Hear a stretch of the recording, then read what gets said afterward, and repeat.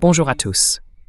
Aujourd'hui, on est le lundi 27 avril 2026 et notre cher ami Paul Craig Roberts est avec nous.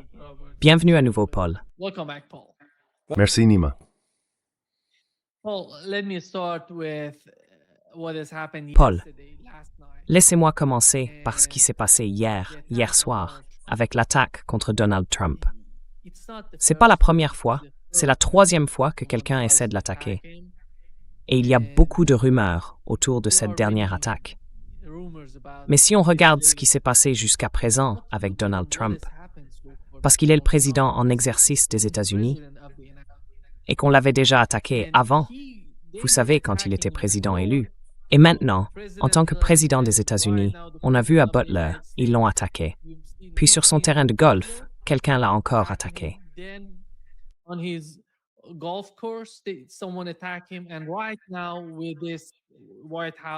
Et en ce moment, avec ce dîner des correspondants de la Maison-Blanche, ils l'ont attaqué à Washington. Pourquoi est-ce que c'est autant le cas? Non seulement pour Donald Trump, mais aussi pour Charlie Kirk. L'un des points les plus importants que Joe Kent a soulevé quand il a démissionné, c'est qu'ils essayaient de découvrir qui se cachait derrière ce genre de tentative d'assassinat. Mais quelqu'un, au sein de l'administration Trump, ne les a pas laissés faire. Pour quelqu'un qui connaît bien l'administration Trump, comment est-ce que vous comprenez ça?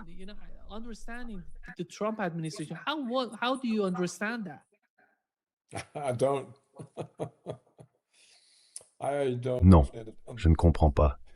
Tu sais, Nima, il y a eu tellement de haine injectée dans la politique américaine ces dernières décennies. On en a vu beaucoup d'exemples. Par exemple, Hillary Clinton a qualifié les partisans de Trump de déplorables. Eh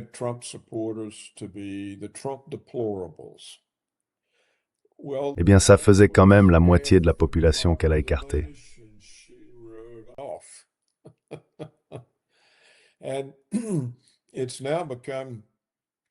Et aujourd'hui, c'est devenu presque banal d'entendre des partisans de Trump, ou même des gens des médias, sous-entendre que Trump devrait être assassiné. Plusieurs personnes l'ont carrément appelé de leur vœu.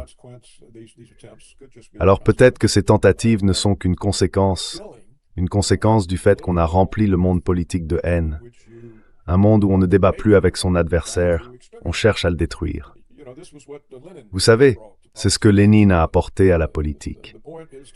Il disait que le but, c'est de frapper l'adversaire, pas de le convaincre. Eh bien, c'est peut-être ce qu'on voit aujourd'hui. Moi, je continue de penser que Charlie Kirk a été assassiné par les Israéliens parce qu'il s'était retourné contre Israël alors qu'ils avaient beaucoup investi en lui.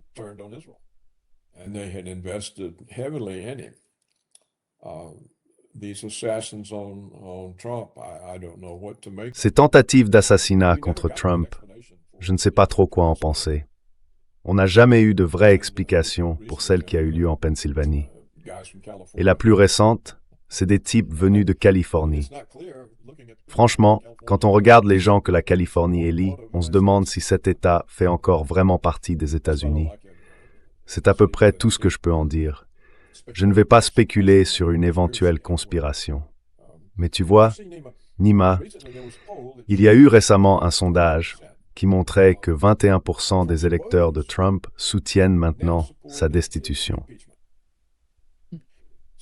Donc si 21% de ceux qui ont voté pour lui veulent aujourd'hui qu'il soit destitué, c'est qu'il a perdu pas mal de soutien.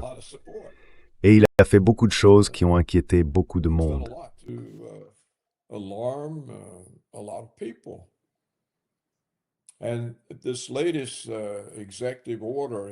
Et ce dernier décret qu'il essaie de faire passer, ou peut-être de transformer en loi, je ne sais pas trop, dit qu'on ne pourra plus voter aux États-Unis sans un nouveau passeport, avec une sorte de numérisation spéciale du visage, dans une version numérique, et que ça deviendrait ensuite notre identité pour tout.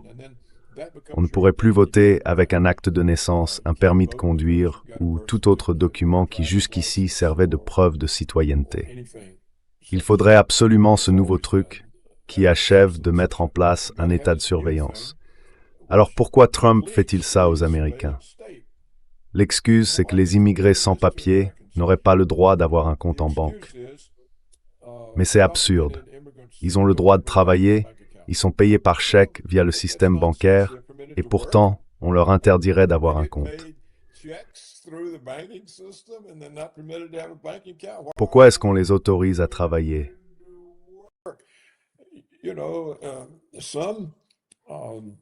Vous savez, dans certaines localités, des responsables démocrates leur ont permis de voter aux élections locales. La Californie a adopté ou tenté d'adopter une loi autorisant les immigrés sans papier à devenir policiers. On a découvert que certains d'entre eux occupent déjà des postes dans les administrations locales ou d'État. Ils bénéficient de la protection de la Constitution américaine, tout comme les citoyens. Ils ont droit aux soins médicaux, au logement, à la nourriture, à l'éducation. Alors d'où vient cette idée qu'ils ne pourraient pas avoir de compte en banque et que pour empêcher les soi-disant envahisseurs immigrés d'en ouvrir un, tous les Américains devraient avoir une nouvelle forme de passeport numérique pour pouvoir voter? En réalité, ils se servent des immigrés comme prétexte pour enfermer les Américains dans une prison numérique. Et tout ça, ça va provoquer beaucoup d'animosité envers Trump. Par son comportement, il fabrique des assassins chaque jour où il existe. Pour moi, la réponse est simple. Pas besoin d'imaginer une organisation secrète à l'œuvre. C'est la conséquence directe de Trump lui-même.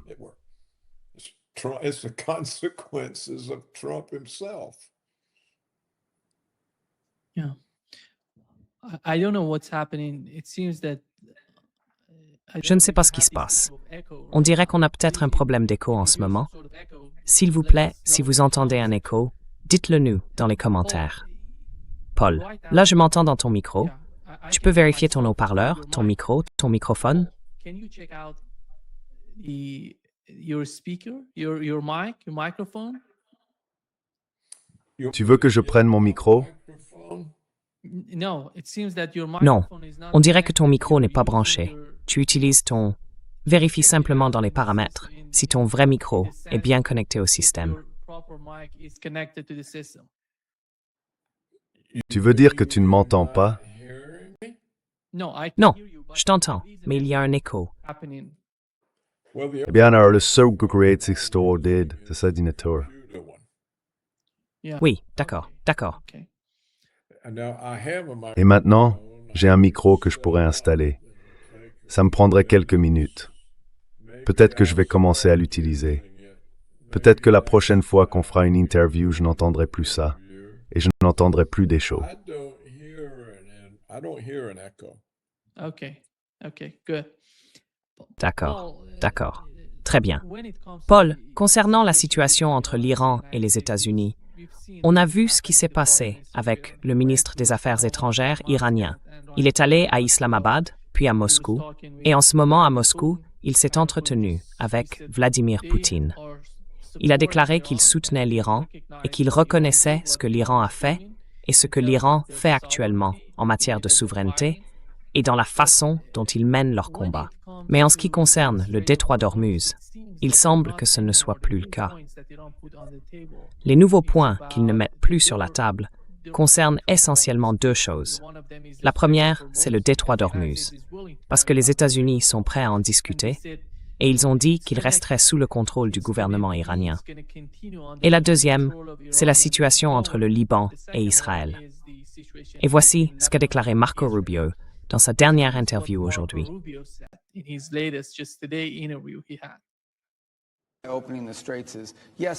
Ouvrir le détroit, oui, mais en réalité, le détroit n'est ouvert que si vous vous coordonnez avec l'Iran, que vous obtenez leur autorisation, sinon ils vous font sauter, et en plus vous devez les payer. Ça, c'est pas ouvrir le détroit. Ce sont des voies maritimes internationales. Ils ne peuvent pas normaliser, et nous ne pouvons pas accepter qu'ils essaient de normaliser un système où les Iraniens décident qui a le droit d'utiliser une voie maritime internationale. Et combien il faut leur verling pour de faire. And how much you have to pay them to use it. Oui, les dernières nouvelles, c'est que le ministre iranien des Affaires étrangères a déclaré avoir reçu une nouvelle forme de demande de la part des États-Unis. Ils veulent reprendre les négociations. Quelle est votre compréhension de ce qui se passe en ce moment? Your understanding of what is happening right now.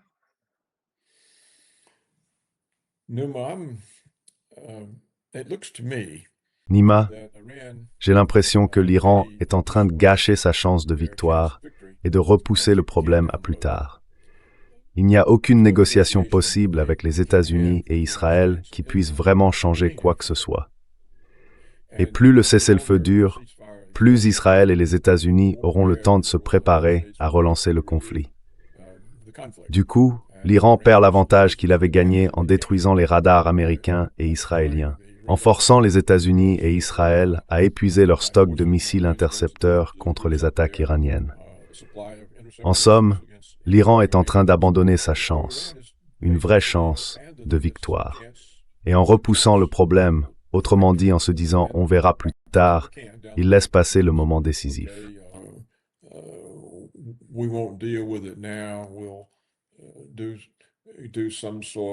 On va faire semblant de retarder un peu les choses, repousser le problème plus loin, puis on le rattrapera plus tard pour le repousser encore. Et je pense que c'est exactement ce qui se passe. Quand Rubio dit que l'Iran n'a aucun droit de contrôler le détroit, je ne sais pas sur quoi il se base. Par exemple, l'Égypte contrôle le canal de Suez. C'est une voie maritime internationale. Certes, elle est artificielle, mais je crois que les Turcs contrôlent l'entrée de la mer Noire vers la Méditerranée. On a le droit de l'utiliser, bien sûr, mais je pense que c'est une sorte d'autorisation générale qu'ils accordent. Je n'en suis pas sûr, mais ce n'est pas vraiment ça, le cœur du problème. Vous savez, on en a déjà parlé. Le vrai problème, c'est la politique sioniste agressive du Grand Israël.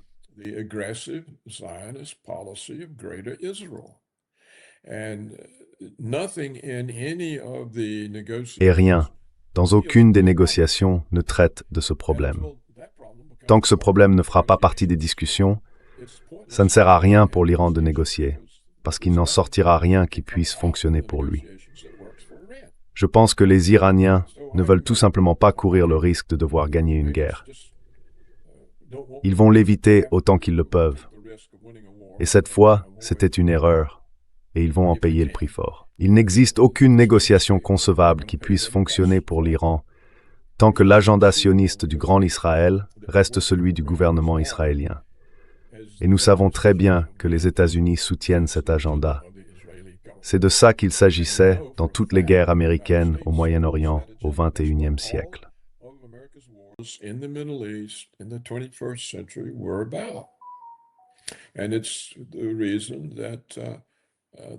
Et c'est pour cette raison que Trump a attaqué l'Iran pour Israël.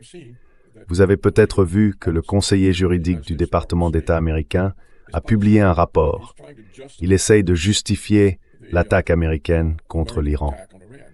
Mais il dit, ce sont les mots du rapport juridique officiel du département de la justice, que les États-Unis ont attaqué l'Iran parce qu'Israël l'avait demandé.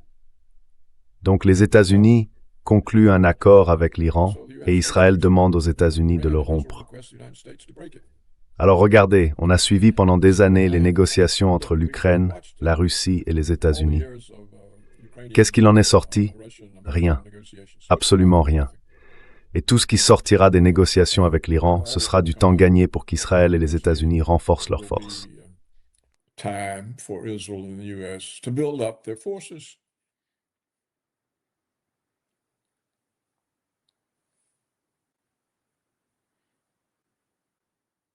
Ah, tu ne dis plus rien. Oui, Paul, qu'est-ce que ça veut dire pour toi, gagner, quand on parle de l'Iran qui remporte la guerre?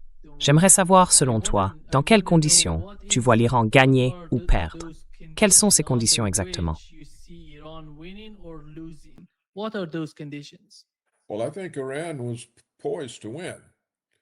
Eh bien, je pense que l'Iran était en position de gagner parce qu'il lui restait encore beaucoup de munitions, alors que les Israéliens et les Américains n'en avaient plus.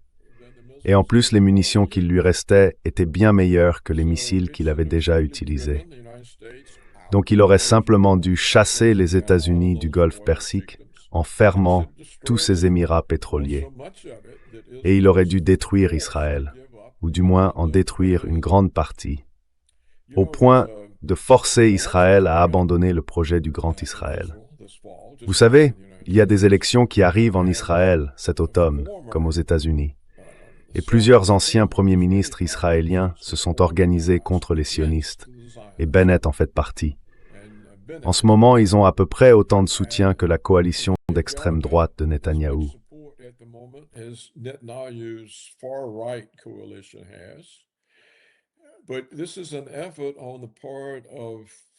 Mais c'est un effort de la part d'anciens premiers ministres israéliens pour désavouer l'agenda sioniste.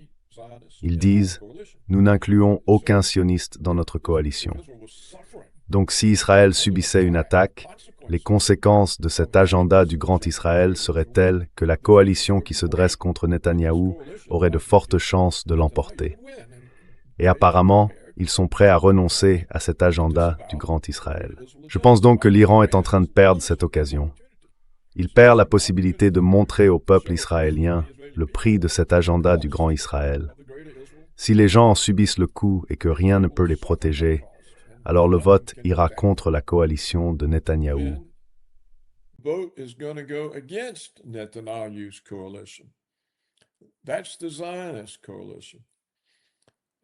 C'est ça, la coalition sioniste. Et cette coalition d'anciens premiers ministres, dont les partis disent vouloir exclure les sionistes, permettrait un changement de politique. Et c'est la seule chose qui pourrait apporter la paix au Moyen-Orient. Je ne pense pas que les Iraniens aient jamais compris, ni même l'ensemble du monde arabe, le projet israélien, l'agenda sioniste du Grand Israël. Donc, à mon avis, l'Iran commet une erreur fondamentale, et il va en payer le prix fort. Ils devraient exploiter leur avantage militaire. Cela mènera à la chute de Netanyahou et de l'agenda sioniste. Et c'est ça qu'ils sont en train de gâcher.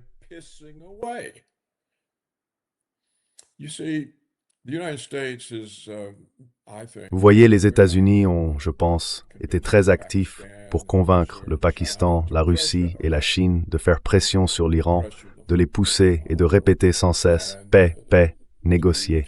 Et les Iraniens cèdent, et ça c'est une erreur fondamentale.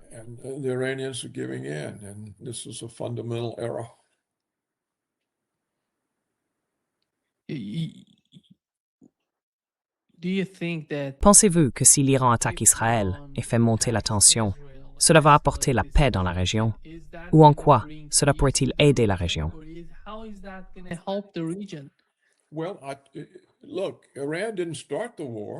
Écoutez, l'Iran n'a pas commencé la guerre.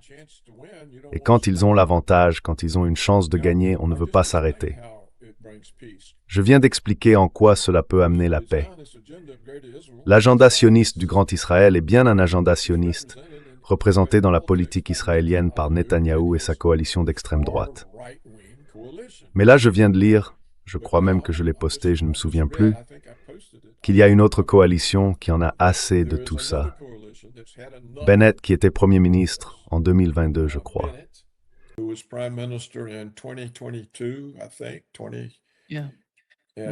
Oui, Oui, lui et quelques autres ont dit qu'il fallait une approche différente. Et nous, on s'oppose aux sionistes. Il n'y aura pas de sionistes dans notre coalition. Alors qu'est-ce qui pourrait aider Bennett à réussir? Si le peuple israélien subit les bombardements, les missiles, conséquences de la politique de guerre de Netanyahou, ils vont voter pour Bennett. Ce sera la fin du régime sioniste là-bas. Et ensuite, on pourra se débarrasser de l'agenda sioniste. C'est la seule chose qui peut apporter la paix. Vous voyez autrement comment se débarrasser de cet agenda sioniste. Si Netanyahou gagne, alors cet agenda reste en place.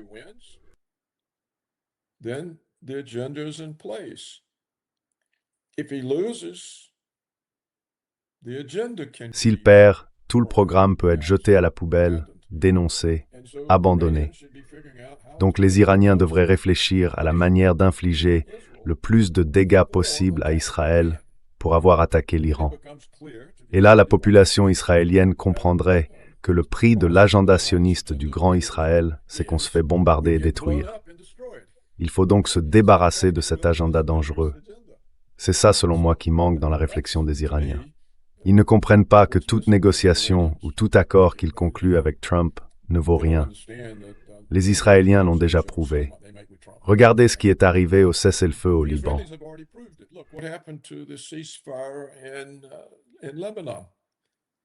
No. Il n'y a pas de cessez-le-feu. Il n'y a pas de cessez-le-feu. Donc peu importe, tant que les sionistes dirigent Israël, aucun accord n'a de valeur. Regardez ce qui est arrivé au cessez-le-feu de Trump à Gaza. Les tueries, la torture, les meurtres, tout augmente.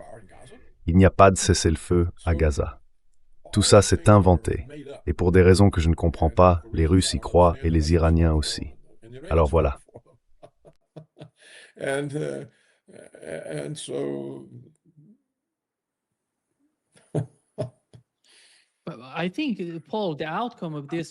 Je pense, Paul, que le résultat de cette guerre est désastreux pour Israël jusqu'à présent, parce qu'ils sont pratiquement à découvert en ce moment. Ils ont du mal à se battre contre le Hezbollah dans le sud du Liban. Et le Hezbollah a réussi à frapper des Israéliens, aussi bien dans le sud que dans le nord du pays. Peu importe. On dirait qu'Israël veut occuper le sud du Liban, mais le Hezbollah peut leur mettre la pression en jouant sur la situation dans le nord d'Israël.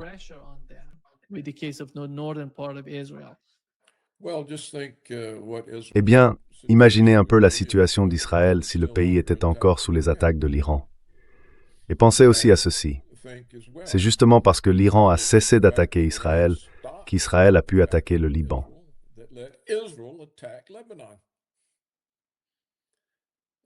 Donc ça ne marche pas pour l'Iran, ça ne marche que pour Israël.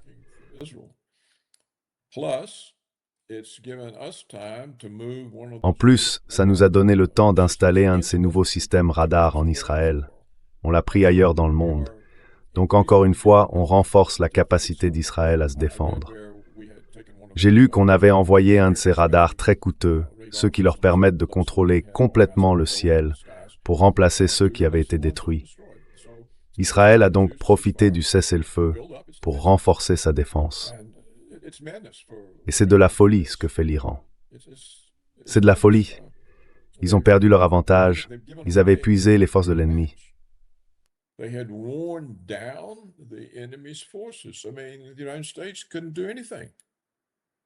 Je veux dire, les États-Unis n'ont rien pu faire. Et maintenant, l'Iran leur rend tout, en quelque sorte. C'est pas logique. On a l'impression que les Iraniens ne comprennent pas qu'ils sont en guerre. Ils pensent que c'est une sorte de conflit sans guerre. Mais ça ne marchera pas pour eux. Et comme je l'ai dit, je pense qu'ils sont en train de perdre l'occasion de faire tomber Netanyahou du pouvoir dans quelques mois, à l'automne, une fois l'été passé.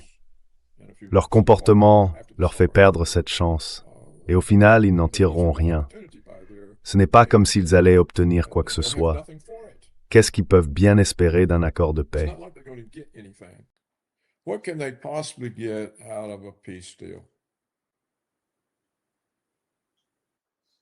I think the problem that you've mentioned is the foundation of this problematic, these basic problems in the Middle East, which is Israel. Israel in Palestine, Israel in Lebanon, Israel in Syria, Israel right now with the war on Iran.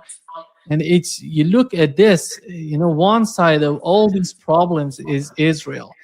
And the only country who has some sort of, I don't know if we can call it some sort of leverage. I don't know if Donald Trump has any sort of leverage on Benjamin Netanyahu. And Benjamin Netanyahu basically, Paul, the problem basically is that the United States is a nuclear superpower. Everybody understands that. And if the United States is supporting Israel the way it is right now, this is hugely problematic for the region. And Iran understands that Iran can fight its war against Israel and the United States. L'Iran insiste sur la question du Liban. Ils ne vont pas laisser le dossier libanais être écarté de l'accord.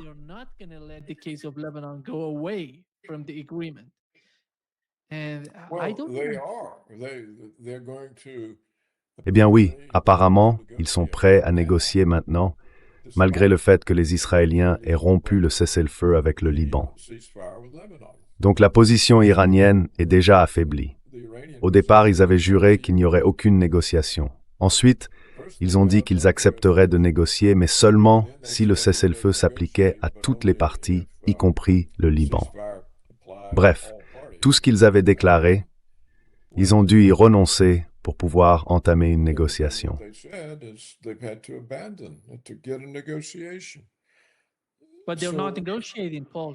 Mais ils ne négocient pas, Paul. Les dernières nouvelles, c'est que les États-Unis demandent des négociations. Comme le ministre iranien des Affaires étrangères se rendait à Islamabad, Donald Trump essayait de les mettre dans une position où ils accepteraient simplement de négocier avec Steve Whitcomb. Mais il a dit non. Jusqu'à présent, on n'a entendu aucune réponse positive de la part de l'Iran.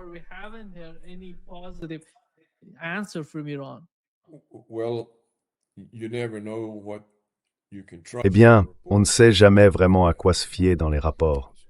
Mais ceux que j'ai lus, Nima, disaient que depuis le Pakistan, le premier ministre iranien, enfin, le président, quoi.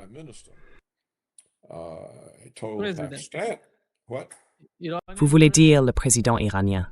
Le président, oui, à ce moment-là. Ou peut-être le ministre des Affaires étrangères, enfin, peu importe. Le type dont le nom commence par un A. Comment il s'appelle déjà?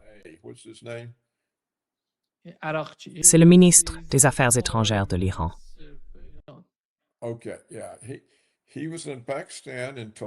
D'accord, oui. Il était au Pakistan et il a dit aux Pakistanais qu'il était prêt à négocier l'ouverture du détroit à condition que les Américains arrêtent de le bloquer. Dans ce cas, il l'ouvrirait aussi et il discuterait plus tard du problème de l'enrichissement. Donc oui, il a bien dit qu'il était prêt à négocier. Il veut que la première étape de la négociation soit le retrait par les États-Unis de leurs interceptions de navires loin du détroit d'Ormuz, en dehors, je suppose, de la portée des missiles. Et ensuite, l'Iran, de son côté, ne mettrait pas en place de blocus. Ainsi, les deux parties cesseraient de bloquer le détroit. Donc, d'après les informations venues du Pakistan, ils seraient disposés à le faire.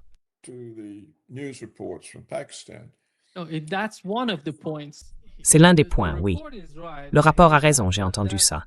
Mais c'est l'un des points que les Iraniens ont évoqués comme condition préalable aux négociations. Ce n'est pas le seul.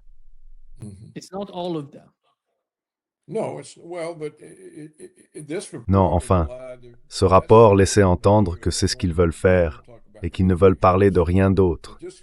Ils veulent juste se mettre d'accord pour dire que le détroit est ouvert, que les deux parties, les États-Unis et l'Iran, acceptent d'ouvrir le détroit. Et ensuite, une fois que le détroit est ouvert, ils discuteront d'autres sujets. Je ne comprends pas pourquoi l'Iran veut que le détroit soit ouvert. Pourquoi ils veulent l'ouvrir? Il me semble qu'ils devraient plutôt se réjouir et dire « oui, ce sont les Américains qui le bloquent ». Si vous ne pouvez pas obtenir de pétrole ou d'engrais, c'est à cause de Washington.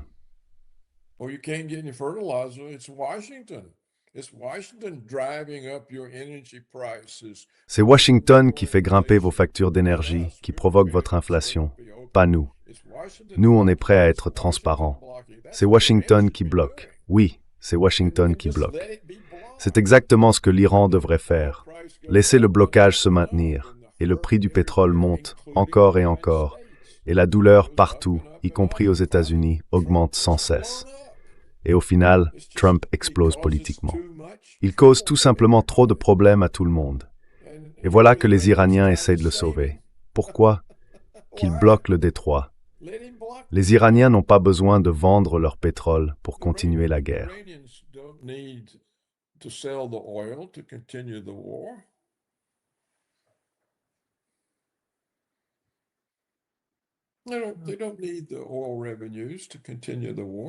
Ils n'ont pas besoin des revenus du pétrole pour continuer la guerre. C'est pas très clair d'ailleurs, ce qu'ils peuvent vraiment faire de cet argent, avec toutes les sanctions économiques en place.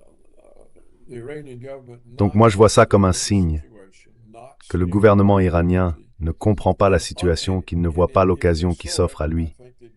Et même s'il la voyait, je pense qu'ils ne voudraient pas prendre l'initiative. Ils ne veulent pas de cette initiative, Healing, parce que ça implique trop de responsabilités. Mais ils avaient une chance, ou ils l'ont encore, peut-être, je ne sais pas, il est peut-être trop tard, une chance d'infliger de lourdes pertes à Israël et aux monarchies pétrolières du Golfe. Et dans ce cas, tu perdrais les élections, un nouveau groupe arriverait au pouvoir, un groupe qui ne serait pas sioniste, et là, il pourrait y avoir un vrai accord.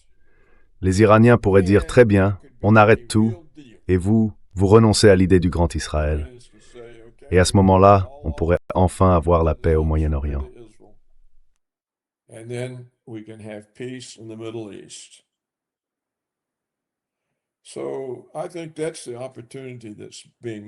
Je pense que c'est une occasion manquée. Et à mon avis, le Pakistan, la Chine et la Russie en portent une part de responsabilité, parce que je crois que Washington les a sollicités, qu'il les a poussés à faire pression sur l'Iran pour qu'il maintienne le cessez-le-feu et qu'il négocie. Mais ça enlève toute la pression sur Netanyahou. Les Israéliens ne subissent pas vraiment les conséquences de la guerre que Netanyahou a déclenchée. Donc ils n'ont aucune raison de s'en débarrasser. Et pendant ce temps, les États-Unis peuvent renforcer à nouveau leur défense.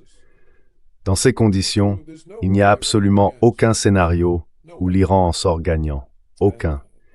Et je pense qu'en laissant passer une occasion pareille, vous savez, comme le dit cette phrase célèbre dans Jules César de Shakespeare, soit on saisit la vague au moment où elle monte, soit on reste coincé pour toujours dans les eaux stagnantes.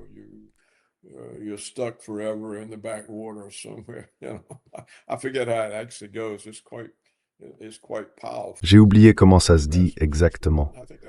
C'est très fort, la façon dont Shakespeare l'exprime.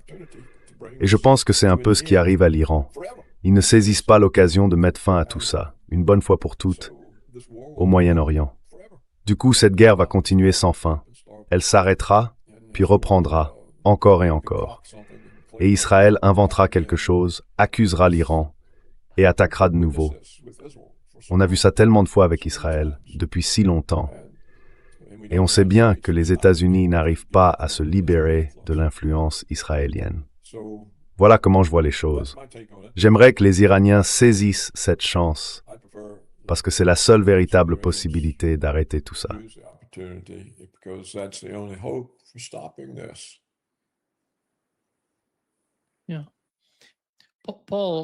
Oui, Paul. On sait qu'avant le début de cette guerre, le chancelier allemand, Merz, disait clairement qu'il fallait un changement de régime en Iran. Il faisait partie de ce discours avant que la guerre ne commence, et il voulait vraiment un changement de régime en Iran. Et maintenant, depuis, leur discours a changé. Et on voit ça non seulement en Allemagne, mais aussi dans d'autres pays européens. Voici ce que Merz a déclaré. Voici son évaluation de la situation actuelle dans la guerre contre l'Iran.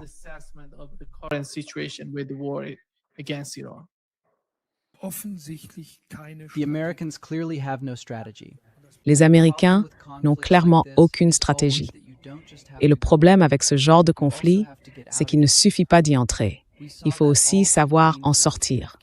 On l'a vu de façon bien trop douloureuse pendant 20 ans en Afghanistan. On l'a vu aussi en Irak. Donc toute cette affaire est, comme je l'ai déjà dit, mal pensée, pour ne pas dire pire. Pour l'instant, je ne vois pas quelle sortie stratégique les Américains envisagent, d'autant que les Iraniens négocient de manière très habile, ou plutôt très habilement. Ils ne négocient pas du tout. Ils laissent les Américains se rendre à Islamabad pour repartir ensuite sans aucun résultat. C'est tout un pays qui est humilié. Le pouvoir iranien, notamment à travers ses soi-disant gardiens de la révolution. Nous, Européens, avons proposé et dit que nous étions prêts, une fois les négociations terminées, à aider pour ouvrir le détroit d'Ormuz.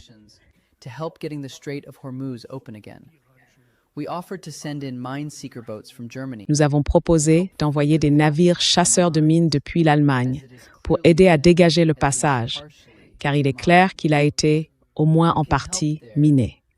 Nous pouvons apporter notre aide à ce niveau-là, mais d'abord, les négociations doivent être menées à terme. Et pour l'instant, je ne vois pas comment cela pourrait se concrétiser dans un avenir proche, parce que les Iraniens sont manifestement plus forts qu'on ne le pensait, et les Américains, eux, ne semblent pas avoir de stratégie de négociation convaincante. Je regrette de devoir le dire, mais pour le moment, la situation est vraiment délicate, et elle nous coûte très cher. Elle nous coûte beaucoup d'argent public et pèse sur notre économie. Ce conflit, cette guerre contre l'Iran, a un impact direct et négatif sur notre économie et il faut y mettre fin le plus vite possible. And needs to be ended as soon as possible. Und die Amerikaner offensichtlich auch in den Verhandlungen. Yeah, Paul, that's why I really think that Oui, Paul. C'est pour ça que je pense vraiment qu'il n'y aura pas d'accord entre l'Iran et les États-Unis. Cette guerre va continuer d'une manière ou d'une autre, sous une autre forme. Peut-être pas par des attaques directes, mais il semble qu'un conflit à long terme soit inévitable. it seems that a long-term sort of conflict is going to happen with the Well, that's case of what I Iran. said, Nima. That's what I said's going to happen. Eh bien, c'est ce que j'ai dit, Nima. C'est exactement ce que j'avais annoncé. And down the road. Les Iraniens ont gâché leur chance de repousser le problème. C'est ça, repousser le problème. Maintenant, le discours de Merz, c'était un discours politique. Et son vrai message, comme il l'a bien souligné à la fin de ce que tu as montré, c'est que ça fait du tort à l'Allemagne. Ça nous coûte de l'argent. Ça nous coûte de l'argent. Oui, ça nous coûte de l'argent. Voilà. Et il est vraiment inquiet que tout ça ait à long terme un effet négatif sur le prix du pétrole. Et ça compte énormément pour l'industrie allemande. Donc oui, c'est un discours politique, et je ne pense pas que ça veuille dire autre chose que ceci. Il veut simplement s'assurer qu'on ne le tienne pas pour responsable de la hausse du prix de l'énergie en Allemagne. I don't think what the Europeans say or do means anything. Je ne pense pas que ce que disent ou font les Européens ait la moindre importance. Ils n'ont aucune unité. L'Union européenne essaye d'achever la subversion de la souveraineté nationale pour que tous les pays, les nations, autrefois des nations, deviennent simplement des morceaux de l'Union européenne dirigés par des gens non élus. Je ne crois pas qu'on ait besoin de prêter attention à ce que dit qui que ce soit en Europe. Et Trump va dire tout ce qu'Israël veut qu'il dise. Et on dirait que la Russie et la Chine vont servir d'intermédiaires pour Trump afin de faire pression sur l'Iran pour qu'il mette fin au conflit, ce qui reviendrait à une forme de capitulation de la position iranienne, au moins sur le plan militaire. If only its military position. We have to remember when the war Il faut se rappeler que quand la guerre s'est arrêtée, l'Iran était sur le point de gagner. Les bases américaines dans le golfe Persique avaient disparu, les troupes aussi. Elles logeaient dans des hôtels, dans les villes.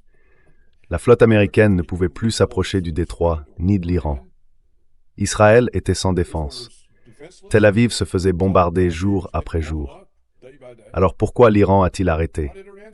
Il n'a rien gagné en s'arrêtant. C'est à mes yeux l'une des pires erreurs stratégiques de l'histoire.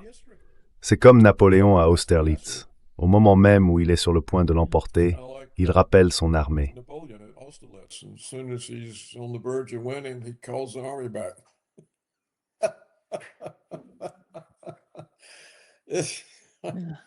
I think there are a lot of considerations on the part of Iran. Je pense qu'il y a beaucoup de choses à prendre en compte, du côté des Iraniens, des Américains, des Libanais.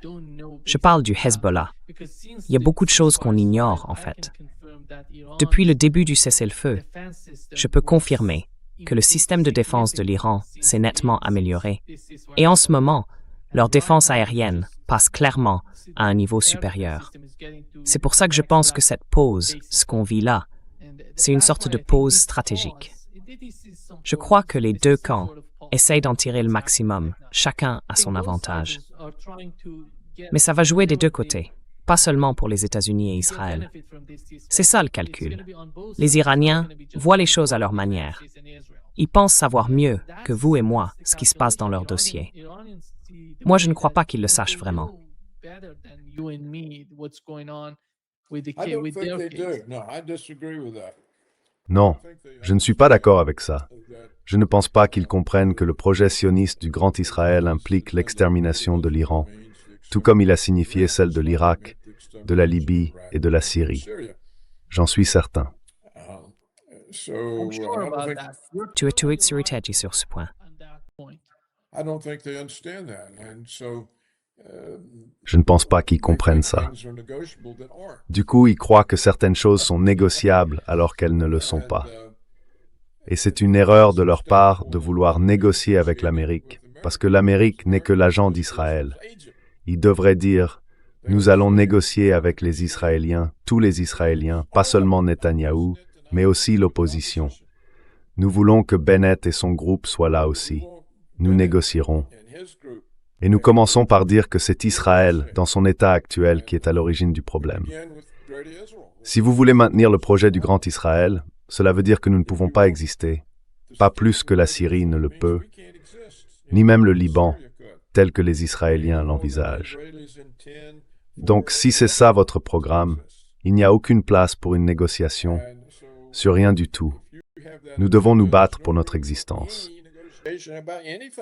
We have to fight for our existence.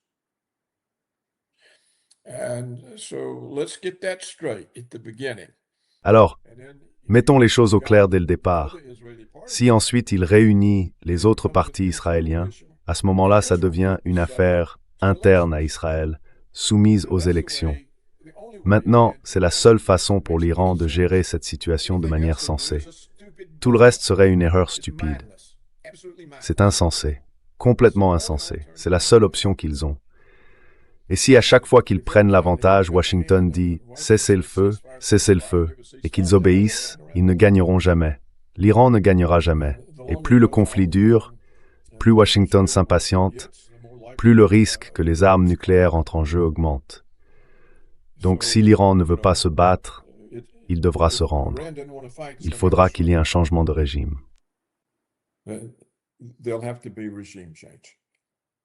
Ils se retireront jamais, Paul. Eh bien, je ne sais pas, je ne suis pas sûr qu'ils le feront. Ces gens-là ne peuvent pas être vaincus. Personne ne peut les battre. Je le crois vraiment. Et Urtetz,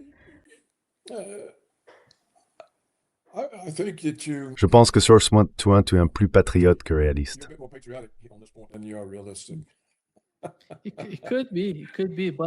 C'est possible. Oui, c'est possible. Mais l'Iran, tu sais, ce qu'il faut comprendre avec l'Iran, Paul, c'est que c'est un pays multidimensionnel. Ce n'est pas une façon de penser à sens unique. La société est multidimensionnelle dans tous les aspects. Je ne parle pas seulement du plan militaire, économique ou politique. Elle est vraiment multidimensionnelle. Mais qu'est-ce que ça veut dire? Enfin, comment ça? Qu'est-ce que ça veut dire au juste? Je veux dire, rien ne veut vraiment dire. Ça veut dire que... Enfin, pardon de vous interrompre. Ce que j'essaie de dire, c'est qu'ils savent exactement quelle serait leur réponse à n'importe quelle forme d'agression, que ce soit économique ou militaire. Ils ont déjà leur plan prêt, oui, pour les États-Unis et pour Israël. Ils savent quelle serait leur stratégie. Leur stratégie est bien établie. C'est pour ça que je pense vraiment qu'ils savent ce qu'ils font.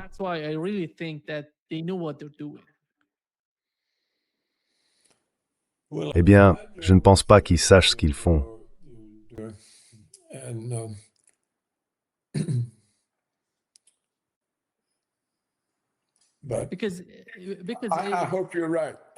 J'espère que vous avez raison. Vraiment, j'espère que vous avez raison. Je n'ai aucun problème avec le fait que vous ayez raison. Mais je ne pense pas qu'ils sachent ce qu'ils font, parce qu'ils ne comprennent pas ce que signifie pour eux le projet du Grand Israël. Et ils ne réalisent pas qu'ils sont engagés dans un combat à mort. Un combat qu'ils ne peuvent pas gagner tant que les États-Unis restent sous l'influence sioniste et que le gouvernement sioniste dirige Israël. Mais si les Iraniens parviennent à frapper le gouvernement sioniste en Israël, et que les Israéliens comprennent que c'est parce que les sionistes ont déclenché une guerre qu'ils sont en train de perdre, alors les Israéliens, les civils, paieront un prix énorme.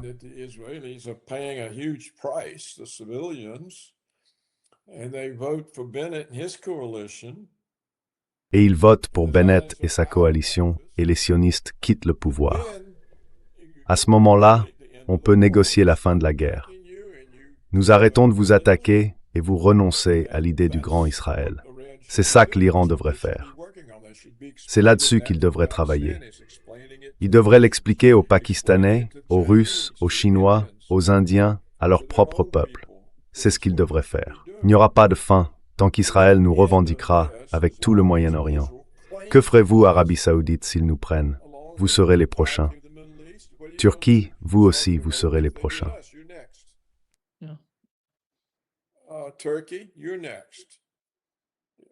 En gros, ils sont en train de nous dire que la Turquie sera la prochaine, puis le Pakistan.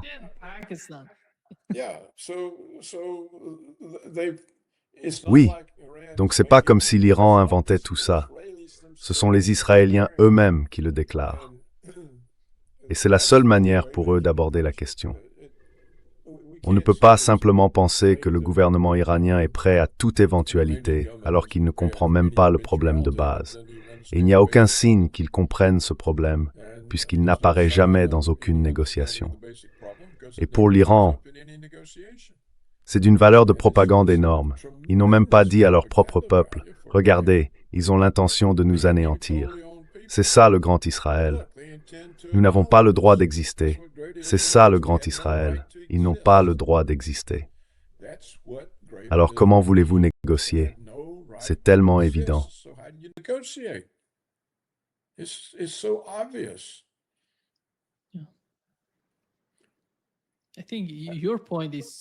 Je pense que votre remarque est vraiment essentielle. Elle est tellement importante, votre remarque. Et j'espère que le gouvernement iranien le comprend, parce que c'est le point de départ. C'est la base de tout au Moyen-Orient. Sans cette compréhension, on ne peut pas chercher la paix dans la région.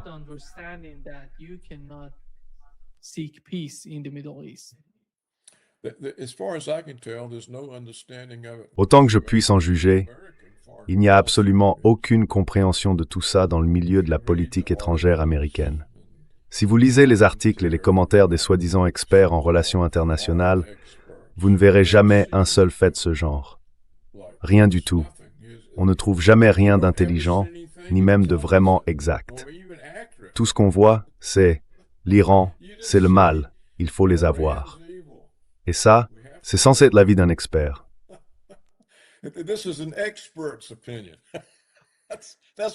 C'est ce que dit l'expert. Enfin, vous voyez, c'est triste. Non, non, c'est vrai. Merci, Paul. Toujours un grand plaisir.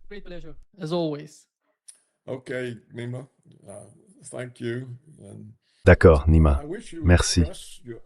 J'aimerais que tu interpelles aussi tes autres invités sur ce point. On a besoin d'autres voix que la mienne. Une seule voix, ça ne suffit pas. Oui, oui.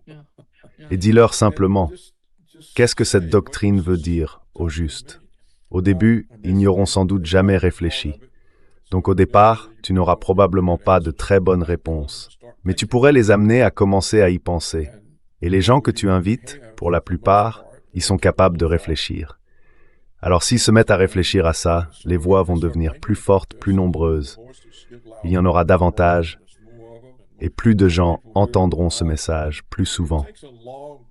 Et il faut du temps pour faire émerger un vrai sujet, vraiment. Ça ne se fait pas du jour au lendemain, oui. Et il faut qu'on fasse émerger ce sujet avant que les grosses bombes n'explosent.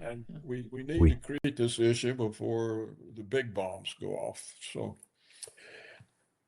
Oui. Merci, Paul. À bientôt. Tu es la prochaine. Au revoir. Envoie-moi le lien. Oui, oui, d'accord. OK, à plus. Bye.